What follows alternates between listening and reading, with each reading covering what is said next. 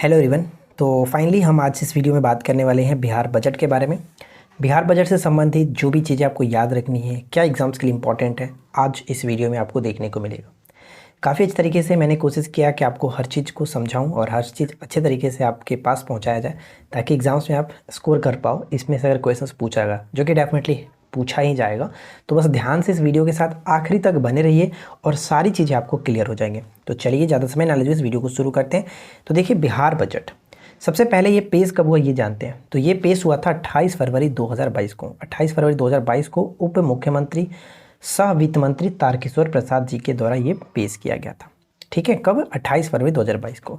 अब पूछा जाए कि ये कौन सा बजट था, तो ये आपका 15वां बजट था इस बार जो पेश हुआ। राइट। अब यहाँ पे हम बात करते हैं कि बजट का कुल आकार क्या रहा, यानी बजट 2022-23 का कुल आकार कितना रहा। कुल आकार का मतलब ये हुआ कि टोटल कितना खर्च इस पर किया जाएगा इस बार। तो 22-23 के अकॉर्डिंग माना गया है कि 237691, ध्यान दीजिएगा 237691.19 पॉइंट के बाद मैं आपको हमेशा बोलता हूँ कि जो भी आपको इस तरह के रुपए वाला डाटा है उसको याद रखने की कोशिश ना करें। ठीक है, सिर्फ और सिर्फ आप बाहर वाले याद रखिए, यानी पॉइंट्स के पहले वाले याद रखिए, उससे काम चल जाएगा, ऑप्शन आप छाट लोगे। 237691 ये याद रखिएगा। और पिछली बार क्या था, यानी पिछली बार कहने का मतलब ये हुआ कि जो बजट आपका 21-22 था उसमें कितना था, 218302। 218302 आप इसी तरह से याद रहेगा डिजिट को। ठीक है, 218302 इस तरह से 237691, तो ये आपको जल्दी याद हो जाएगा।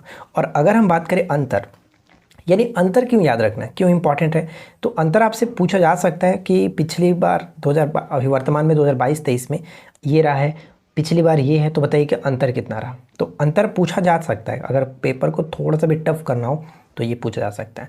तो ध्यान दीजिएगा, अंतर दोनों में से आप घटा लेंगे तो निकल जाएगा, यानी 218302 आप घटा देंगे किस में से, 2376 में से, तो ये आपका निकल जाएगा 19338। 19338 ये याद रखेंगे।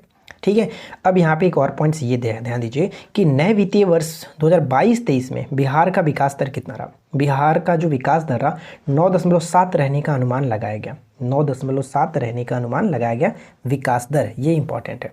विकास दर हो गया, राजकोषीय घाटा हो गया, ये सभी के सभी इंपॉर्टेंट है, तो याद रखेंगे, हम इस वीडियो में देखने वाले हैं। ठीक है, तो सबसे पहले तो छोटा सा रिक्वेस्ट करूंगा कि अगर आपको ये वीडियो पसंद आए तो प्लीज़ वीडियो को लाइक करिए, दोस्तों के साथ शेयर करिए, क्योंकि इसको बनाने में थोड़ा सा वक्त लगता है और टाइम भी लगता है, यानी दोनों का मतलब एक ही हुआ, वक्त और टाइम। तो आप लोग समझ सकते हो यार, वीडियो को लाइक और शेयर ज़रूर करिए। आप एक छोटा सा पॉइंट और देखिए कि 2020-21 में विकास दर सिर्फ कितना था, तो विकास दर आपका था 2.5%। 2.5%, ये याद रखिएगा। और वर्तमान में क्या बताया, वर्तमान में बिहार का विकास दर 9.7 रहने का अनुमान लगाया गया। और यहाँ पे देखिए क्या है, बहुत इंपॉर्टेंट पॉइंट है कि बिहार इस वर्ष भी देश में सबसे ज़्यादा आर्थिक वृद्धि दर प्राप्त करने वाला राज्य रहा। राइट, तो ये इंपॉर्टेंट बन जाता है। अब नोट में आपको क्या बताएगा कि बिहार का बजट जो है, बजट का आकार पिछली वित्तीय वर्ष की तुलना में कितना प्रतिशत अधिक था, कितना प्रतिशत बढ़ा हुआ है, तो 9% बढ़ा हुआ है। जैसे हमने ऊपर में क्या देखा था, चलिए यहाँ पर भी लिखा गया, देखिए क्या कि 21-22 में का जो आकार था 21-22 का, वो कितना था, 2.18 लाख करोड़। यानी अगर टोटल हम आंकड़ा बताएं तो कितना था, हमने देखा था 2183, कितना बताया था, 218302। 218302, तो यहाँ पे हम लोग बस इसको देख रहे हैं 21.8, यानी 2.18 लाख करोड़। अब यहाँ पे टोटल डाटा है। और 22-23 के अगर हम देखिए, यानी वर्तमान वाला वो कितना है, तो 237691, तो यहाँ पे देखिए 2.37 करोड़। तो इसके अकॉर्डिंग ये कहा जा रहा है कि जो पिछले वर्ष की तुलना में इस वर्ष जो है कितना बढ़ा है, 9.9% बढ़ा हुआ है। 9% बजट का आकार बढ़ा हुआ है। तो यही आपसे डायरेक्ट भी पूछा जा सकता है। चलिए, उसके बाद क्या है, राजकोषीय घाटा। तो राजकोषीय घाटा का अनुमान कितना लगाया गया, 3.47। बहुत इंपॉर्टेंट है, इसे याद रहेगा। राजकोषीय घाटा 3.47। रुपए में बात करें तो 25,885। 25,885, ठीक है, 25,885। पिछले वर्ष की तुलना में बिहार की अर्थव्यवस्था में वृद्धि कितनी रही, तो 2.5% की वृद्धि रही, ये याद रखिएगा, 2.5% की वृद्धि रही। अब यहाँ पे जो सबसे ज़्यादा पूछे जाने की चांसेस है वो आपको यही 3 जो कि डाटा आप देख रहे हैं इसी को पूछा जाएगा। जैसे कुल व्यय कितना रहा, यानी बजट का आकार ही कुल व्यय होता है, तो 237691 करोड़। पॉइंट के बाद मैंने आपको नहीं बोला याद रखने के लिए, पॉइंट के बाद आप याद मत रखिए, उससे कोई दिक्कत नहीं है। 237691 करोड़ ये याद है। उसके बाद राजस्व व्यय। तो राजस्व व्यय क्या है, देखिए व्यय को 2 प्रकार से होता है, एक राजस्व व्यय और एक पूंजीगत व्यय। तो जो राजस्व व्यय है वो कितना है, 1938 ना याद रखिए, 1956 याद रखिए, 1956 होता है, ठीक है। ये एक नया वर्जन से तरह आप याद रखिए 1956 ना कि 1938। तो 1956 बस काम खत्म हो जाएगा। अगर पूछ ले कि कुल जो व्यय है यानी कि जो राजस्व व्यय है कुल बजट का कितना प्रतिशत है, तो ये आपका 80.76%। ये भी प्रश्न बनेगा जो कि मैं आपको ऑब्जेक्टिव भी कराऊंगा इसके नेक्स्ट वीडियो में, तो इसलिए मैं आपको बता रहा हूँ, ध्यान दीजिएगा। तो देखिए कुल व्यय कितना है 237691 और राजस्व व्यय कितना है, तो राजस्व व्यय इसमें 1956 हो जाएगा। कुल बजट का कितना, कुल बजट का 80.76%। और पूंजीगत जो व्यय होता है वो हमेशा राजस्व व्यय से कम होता है, ये भी याद रहेगा। एक तरह से आपको ऑप्शंस को छांटने में आसानी होगी। तो पूंजीगत व्यय हमेशा ही राजस्व व्यय से कम होगा, तो ये कितना होता है 45,734, ठीक है। 45,734 मेरा अकाउंट नंबर का लास्ट डिजिट है, तो ये ध्यान रखिएगा 45,734, ये याद रखने में आपको इजी होगा। और यहाँ पे क्या है कि इसका प्रतिशत अगर पूछा जाए उसी तरह से कि कुल बजट का ये कितना हिस्सा है, कुल व्यय का कितना हिस्सा है, तो ये आपका 19.24% है, 19.24%। और ऊपर हमने क्या देखा था, ऊपर में देखे थे 80.76%, उस 80.76% क्या है राजस्व व्यय, और यहाँ पे 19.24% पूंजीगत व्यय, ठीक है। और प्राप्ति, बस प्राप्ति में ये याद रखना है कितना प्राप्ति है, तो ऊपर में जो व्यय है 237691, तो यहाँ पे 76 वहाँ पे 78 कर देना है, 237891। अगर एक याद होगा तो दूसरा भी याद करने में कोई दिक्कत नहीं होगी, ठीक है। राजस्व प्राप्ति, व्यय प्राप्ति, पूंजीगत प्राप्ति में इसमें ज़्यादा याद रखने की जरूरत नहीं है, बस आपसे पूछा अगर ज़्यादा है तो यही पूछा जाएगा, याद रखना है तो रख सकते हैं, कोई दिक्कत नहीं है। चलिए उसके बाद बात करते हैं आगे कुछ पॉइंट्स। जैसे ध्यान देने योग्य बात है, आपको ये ध्यान रखना है कि रुपया आता कहाँ से, रुपया कहाँ से आता है। सबसे ज़्यादा अगर पूछा है कि सबसे ज़्यादा जो बजट का हिस्सा है वो कहाँ से आता है, तो केंद्रीय करों में राज्य के हिस्से से, केंद्रीय करों में राज्य के हिस्से से 46%, और केंद्रीय सरकार के सहायता अनुदान से 30%, और राज्य के अपना राजस्व से 21%। तो सबसे ज़्यादा कहाँ से, केंद्रीय करों में राज्य के हिस्से से 46%, यही आपको याद भी रखना है। अब सबसे इंपॉर्टेंट पॉइंट ये है कि बजट पूछा जाएगा कि बजट जो इस बार का पेश किया गया 22-23 का, वो कितने सूत्रों पर फोकस किया गया था, तो 6 सूत्रों पर फोकस किया गया था। अब इन्हीं 6 सूत्रों के बारे में हम जानने वाले हैं जो कि बहुत इंपॉर्टेंट है, पूछा जाता है। तो चलिए नेक्स्ट स्लाइड उसी पे देखते हैं क्या है। यहाँ पे देखिए, यहाँ पे कह रहा है सिंपल सी भाषा में कि 6 सूत्र निम्न प्रकार के। तो देखिए 6 सूत्रों को याद रखना है, तो आप यहाँ पे देख सकते हैं कि वो कौन कौन से 6 सूत्र हैं। जैसे कि शिक्षा हो गया, मैंने यहाँ पे कहता हूँ, देखिए स्वास्थ्य, शिक्षा, उद्योग, कृषि, आधारभूत संरचना, कल्याण, यही 6 सूत्र हैं जिन पर फोकस किया गया बजट। लेकिन इसको याद रखने के मैं छोटा सा एक तरीका बताया था, वो तरीका क्या है कि स्वास्थ्य ठीक रहेगा, स्वास्थ्य ठीक रहेगा तो शिक्षा पर भी ध्यान देंगे। बात सही है कि अगर पढ़ाई करना है तो स्वास्थ्य ठीक रखना होगा, स्वास्थ्य ठीक है रहेगा तो हम शिक्षा पर ध्यान देंगे। जब शिक्षा पर अगर अच्छे तरीके से फोकस करेंगे तो हमारा जो उद्योग होगा, यानी हम कैरियर में अपना आगे बढ़ेंगे, उद्योग अच्छा होगा।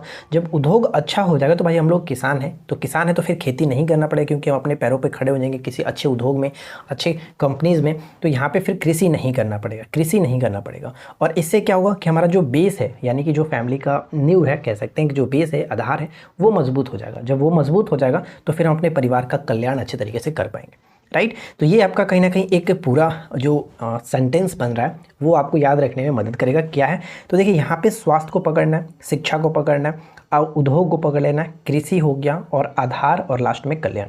अब यही जो 6 हैं यहाँ पे आप देख सकते हैं, स्वास्थ्य, शिक्षा, उद्योग एवं उद्योग में जो निवेश है वो, कृषि और संबंध क्षेत्र, आधारभूत संरचना, ग्रामीण और शहरी, और कल्याण यानी विभिन्न वर्गों का। तो ये आपको याद रखने में, ये आपका जो वर्ड है यानी सेंटेंस है वो आपको मदद करेगा, राइट। तो अब यहाँ पे एक चीज़ और याद रखना कि जो स्वास्थ्य है इस पर टोटल खर्च कितना हुआ है, ऐसे भी पूछा जाएगा कि इस पर खर्च कितना किया गया। शिक्षा है, इस पर खर्च कितना किया गया, कुल बजट का जो आपका 237691 है उसमें से कितना कितना हिस्सा किस पे दिया गया, तो ये भी याद रखना है। तो ध्यान दीजिएगा, जैसे स्वास्थ्य है तो स्वास्थ्य में आपको टोटल कितना है 16,134 ये इस पे खर्च करना। करोड़ सभी जितने भी इसमें रकम आप देख रहे हैं वो सारा का सारा करोड़ में ही होगा। तो 16,134 पॉइंट के बाद, मैं हमेशा बोलता हूँ याद नहीं रखना यार, पॉइंट के बाद छोड़ दीजिए, 16,134 बस याद रखिए। शिक्षा पे क्या है 391 बस इसी तरह से याद रखिए। 16,134 हो गया आपका स्वास्थ्य पर, उसके बाद हमारा आता है शिक्षा में क्या करेंगे 391 जो लेटर रिपीट हो रहा है उसको आप लेटर में डिजिट करेंगे, डिजिट रिपीट हो रहा है तो 391। उद्योग एवं उद्योगों में निवेश जो है वो 1643। यहाँ पे देखिए क्या, यहाँ पे आपका था 16,134 और इसमें क्या है 1643। तो यहाँ पे थोड़ा सा आपको देखने में लगेगा जैसे कि 16,134 था, तो आप अंक को इधर ला देंगे तो ये आपका 1643 हो जाएगा। ठीक है। कृषि एवं संबंध क्षेत्र में क्या 7712, कृषि और संबंध क्षेत्र में 7712, कृषि पर बस ध्यान रखिए 7712। क्लियर। और आधारभूत संरचना जिसमें ग्रामीण और शहरी दोनों आता है तो 29,739, 29,739, 29,739, 29,739 एक दो बार रिपीट करिएगा, माइंड में सेट हो जाएगा। 29,739। जैसे कल्याण है तो कल्याण यानी विभिन्न वर्गों में जो कल्याण की बात की गई 1 2 3, यानी जो कल्याण करना स्टार्ट करते हैं तो कैसे एक व्यक्ति को करेंगे, दो व्यक्ति को, तीन करेंगे, नंबर बढ़ेगा। तो 1 2 3 इस तरह से आप याद रखिए, 1 2 3 7 5, 123 75, 123 75। ठीक है। तो ये हमें कैसे डाटा याद हुआ है, तो इसको याद रखने के लिए आपको करना ये है कि एक दो बार डेटा को बार बार कॉपी पे लिखिएगा तो ये जो डिजिट है वो माइंड में सेट हो जाता है। हमसे भी नहीं याद हो रहा था लेकिन मैंने इसको याद किया इस तरह से लिख करके, तो ये आसानी से याद हो गया। अब यहाँ पे ध्यान दीजिएगा, आपसे ये पूछा जा सकता है कि जो 6 सूत्रों पर फोकस किया गया बजट, उसमें सबसे ज़्यादा किस पर खर्च होगा। तो सबसे ज़्यादा आप यहाँ पे देख सकते हैं किस पे, तो सबसे ज़्यादा खर्च होगा आपका शिक्षा पे 39,191 या फिर 3,91,91, ठीक है। सबसे ज़्यादा खर्च इस पर होगा। कितना, कुल बजट का 16.5% है, कुल बजट का 16.5% है।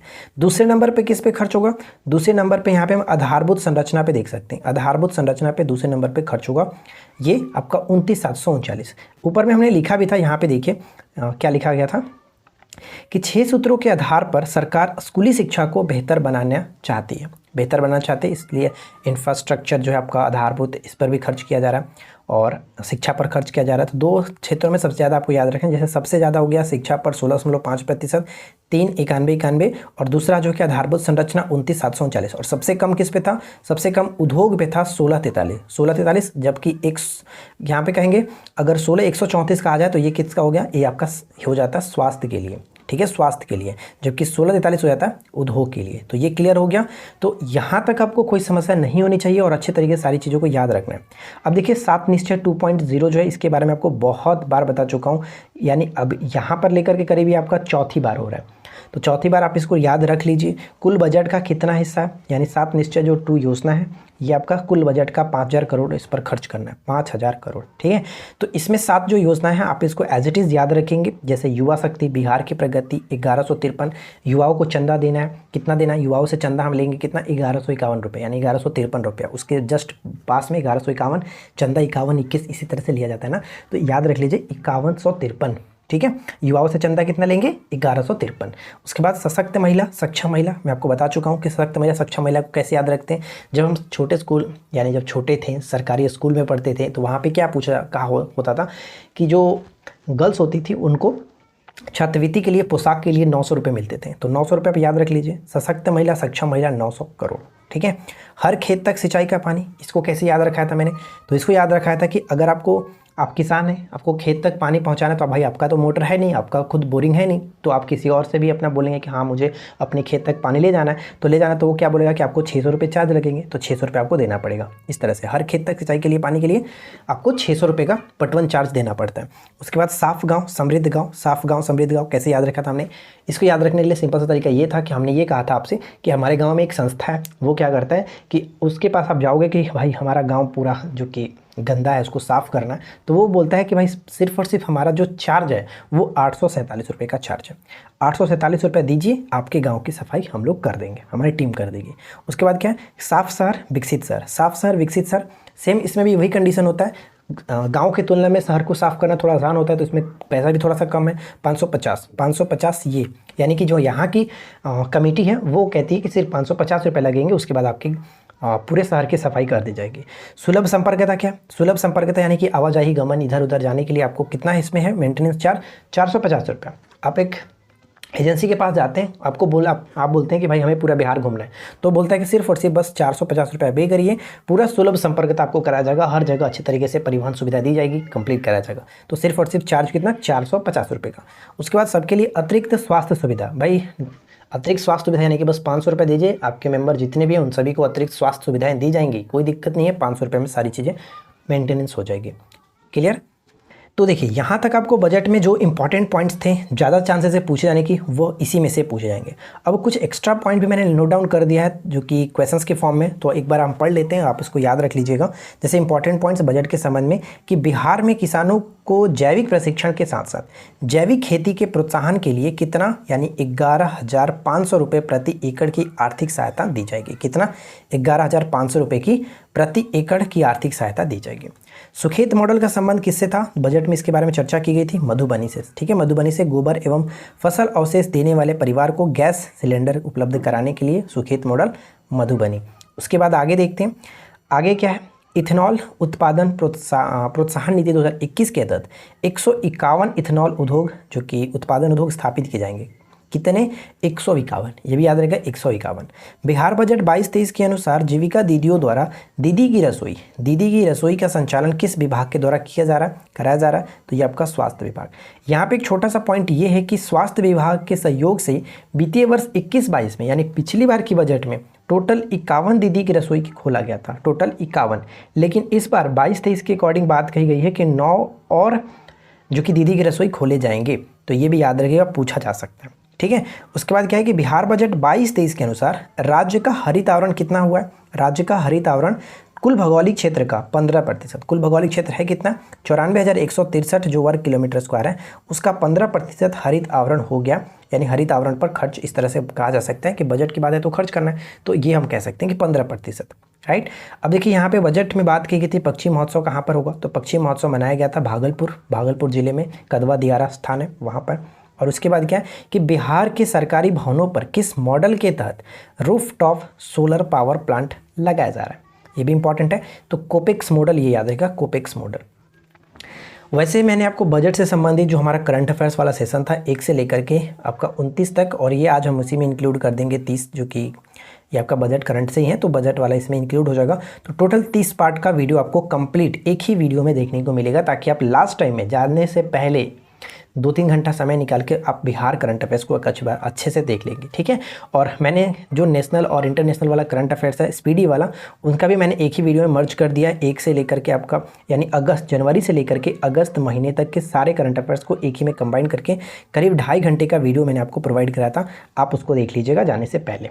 ठीक है, और एक चीज़ मैं आपको और बताना चाहता हूँ कि मैं सोच रहा हूँ कि जो इंपॉर्टेंट टॉपिक मैंने आपको कराया है पिछले करीब 1 सप्ताह या फिर 10-15 दिन के अंदर में, तो उन सभी टॉपिक को मिलाकर के एक ही वीडियो बना दें, ताकि आप ट्रैवलिंग के समय वीडियो को देख करके जाएंगे। ठीक है, आपको अलग अलग वीडियो नहीं देखना पड़ेगा, एक ही वीडियो आप देखते हुए आप कंप्लीट कर लेंगे। तो आपकी क्या राय है, आप लोग कमेंट कर दीजिएगा। तो आशा करते हैं कि आप लोग को आज का ये वीडियो अच्छा लगा होगा और बजट से संबंधित सारी डाउट्स क्लियर हो गई होंगी। और बजट इसके बाद हम आपको एक MCQ भी करा देंगे बजट से संबंध में, ताकि आपको एक टेस्ट लगाने में पता चल सके कि हाँ बजट जो आपने इसको थ्योरी बेस पे पढ़ा कितना अच्छे तरीके से आपको याद हुआ। क्लियर? तो चलिए मिलते हैं नेक्स्ट क्लास में। वीडियो पसंद आया हो तो वीडियो को लाइक करिए, दोस्तों के साथ अधिक से अधिक शेयर करिए। चैनल पे पहली बार है तो चैनल को सब्सक्राइब करके नोटिफिकेशन बेल आइकन को ऑल पे सेट कर लीजिए। ये PDF मैं आपको टेलीग्राम पर डाल देने की कोशिश करूँगा, तो आप टेलीग्राम को ज्वाइन करके रखिए। तो चलिए मिलते हैं नेक्स्ट क्लास में। Thanks for watching.